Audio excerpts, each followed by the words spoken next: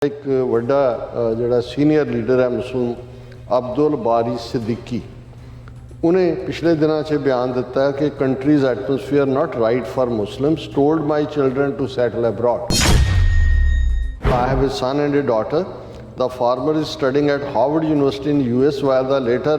has passed out from the London School of Economics. I have told my son and daughter to get jobs abroad and if possible get citizenship there as well. The atmosphere in India is not right now. BJP ने बड़ियां चीकां मारियां। उन्हें ये कहा कि भी demanded slapping sedition charges, उन्होंने कहा जी इतने देशद्रोह का केस रजिस्टर करो। उन्होंने कहा कि भी ये सिद्दीकी वर्गे जड़े ने एंटी नैशनल रिलीजियस एजेंडे के थले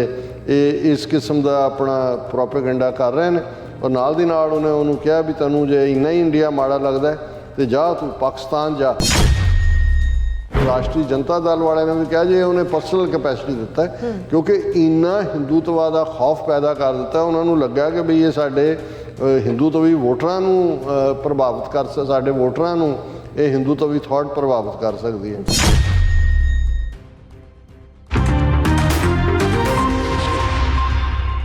viewers welcome back on programme. So viewers गलबात करन जा रहे हैं कि राष्ट्रीय जनता दल पार्टी के सीनियर मुस्लिम आगू अब्दुल सिद्दीकी ने कहा है कि भारत मुल्क हुण मुसलमानों लई सुरक्षित नहीं है। मैं अपने बच्चों को कहा है कि वह बाहरले मुल्कों विच जिथे चाहण सैट हो सकते हैं। सो इस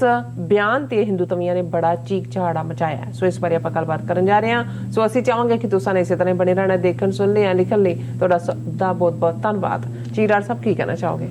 देखो सानू फेसबुक वाले कुछ वीरां ने शिकायत की कि तुसीं यूट्यूब नूं पहल दिंदे हो, उन्हां दे मैसेज पढ़दे हो, साडा नहीं। पर मैं कहा भी अज जाण तो पहला इस वीकेंड तो गुस्सा दूर कर दईए। वीर जसबीर सिंह होरां ने फतेह बुलाई है। सरवग वासी उन्होंने लिखा है डॉक्टर साहब बेईमान हिंदू पहाड़ी राजियां दा रोल भी दस्यो। वो मेरा ख्याल है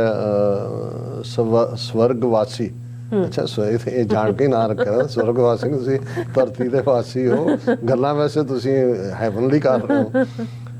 असीं जिक्र किया है कि भाई कि भी कौन कौन सी 22 तार दे पहाड़ी राजे और किवें उन्होंने पर आने वाले पीरियड च असीं होर भी करांगे। फिर उन्होंने कहा कि जो गुरु साहब के परिवार नाल वापरिया उस ते कसूरवार बेईमान हिंदू पहाड़ी हैं जिन्हों ने मुगल फौजां का साथ दिता है। स्वर्गवासी जनाबे आला उन्होंने साथ ही नहीं दिता, इनफैक्ट सद के उन्होंने वो लिया और इसका जिक्र जफरनामा 10वें पातशाह ने किया है। और सिंह खैरा जड़े ने वो धन गोइंदवाल साहब सिक्खी का धुरा है जी, शायद गोइंदवाल साहब का जिक्र कर रहे हैं। सोहन सिंह माली जड़े सोहन सिंह माहल ये साडे रेगुलर व्यूअर ने, उन्होंने डॉक्टर साहब एंड नीलम जी वाहिगुरू जी का खालसा वाहिगुरू जी की फतेह। हरमिंदर सिंह होरां ने भी फतेह बुलाई है और उन्होंने सारे TV 84 चैनल देख रहे भैन भरावां सब नूं फतेह अर्ज किया। और फिर जेडे सिंह खैरा उन्होंने कहा कि नाल किराड़ा दोस्ती मूले खतरी पाकिस्तान च गुरुद्वारा साहब बाबे की बेर साहब है तो सेहदी जोनी विचों धन धन सरबंसतानी अमृत के दाते गुरु गोबिंद सिंह जी ने अबचल नगर हजूर साहब नंदेड़ गुरुद्वारा साहब शिकार घाट है जी। मैं क्योंकि वक़्त की सीमा होंदी है तो मैं रैफरेंस गल की सी कि भाई मूला और उदा बिल्कुल इन्होंने ठीक किया भी सियालकोट दे विच ही सी और इत्थे ही ये साखी कि एक पैसे का सच एक पैसे का झूठ लाया और यही भाई मूला जिन्हें कहा सी कि मरना सच ते जिउणा झूठ। पर जदों परख का वेला आया तो फिर ये डोल गया और यही गुरु साहब ने याद दहानी करवाई सी। घरवाड़ी तो कहते कहने लग गया, उन्हें कहा भी ये तो आप तो घरों निकलिया ही होया, तैनूं भी लै जाना उन्होंने।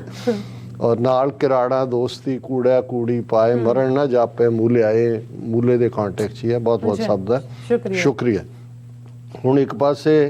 दलाई लामा ये झूठ बोल के जड़ा सेंचुरी का झूठ है कि Bharat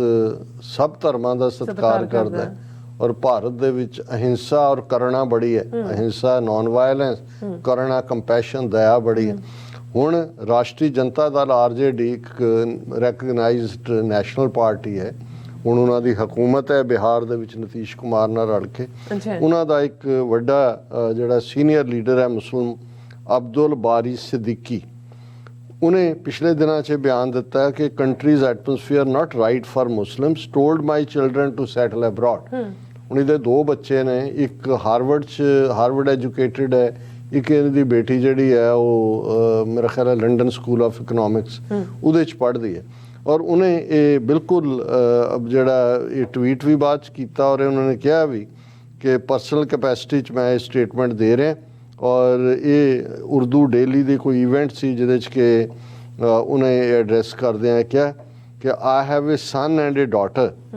The farmer is studying at Harvard University in the US, not Harvard, Harvard. Harvard, Boston, Massachusetts है, Harvard, Washington DC च और मैनू Harvard University च एड्रैस करने का भी मौका मिला उन्होंने रिलीजियस डिपार्टमेंट ने सो ये अफ्रीकन अमेरिकन डोमिनेटेड यूनिवर्सिटी है उन्हें कहा कि भाई I have a son and a daughter the former is studying at Harvard University in US while the later has passed out from the London School of Economics. I have told my son and daughter to get jobs abroad and if possible get citizenship there as well. The atmosphere in India is not right now. कि ठीक नहीं है माहौल मैं उन्होंने कहा भी उत्थे ही तुसी पढ़ने गए हो उत्थे ही तुसी मिलती है सिटीजनशिप लै लो सैटल हो जाओ हुण इस दे उत्ते बीजेपी ने बड़ियां चीकां मारियां उन्हें ये कहा कि भी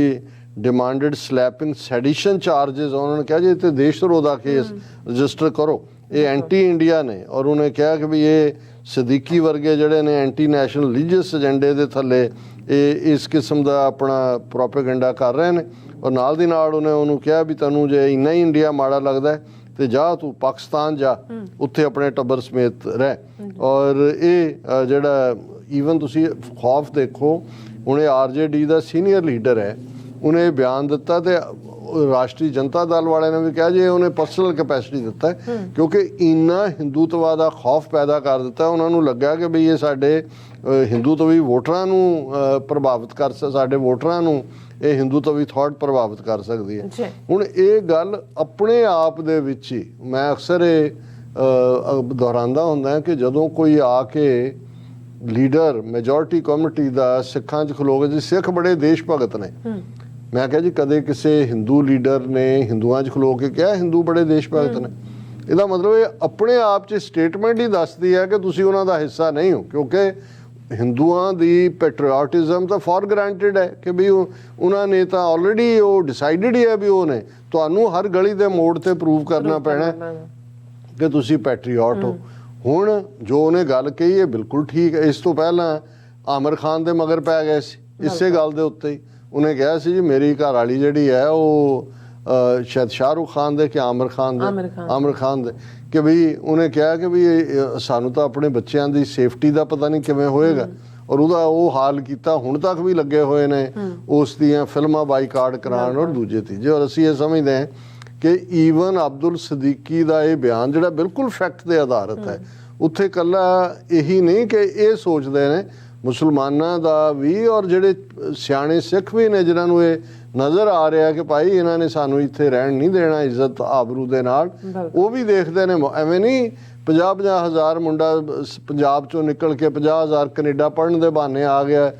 कल्ली अनएम्पलॉयमेंट नहीं है रीजन उत्थे हर एक दी भावें किला जमीन ही होए जमीन का सब तो वड्डा फैक्टर वो ये समझते हैं भी इत्थे असी महफूज नहीं है